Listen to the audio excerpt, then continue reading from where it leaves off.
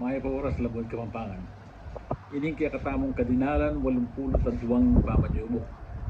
Pagumpisan ko na Imungunan dili beses. Ing beses batsa king Kastila dapat king ukol ko tegalugan niya. At yung mas manay na Kapampangan ini. Ing kadwa tungkod. Tungkod tegalugan niya naman ini. Mayanya mo yung kayang katulid kayang Kapampangan. Dapat balo tayo. Katlo, pinaka.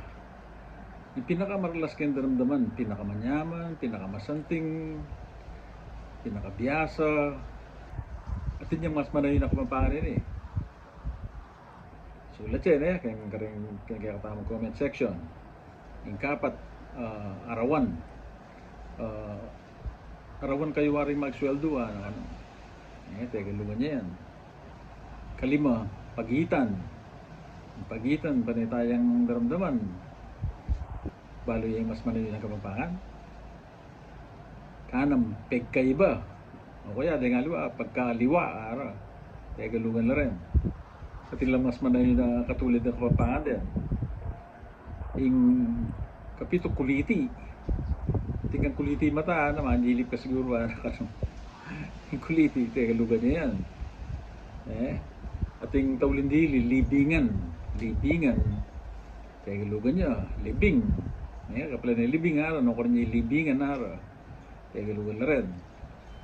Dito na mo, kalupan yung sinabi ng Jaken Figueroa Nukum. Ito naman agwantan ng managalog na rin kaya katamong kabalin, kaya katamong anak.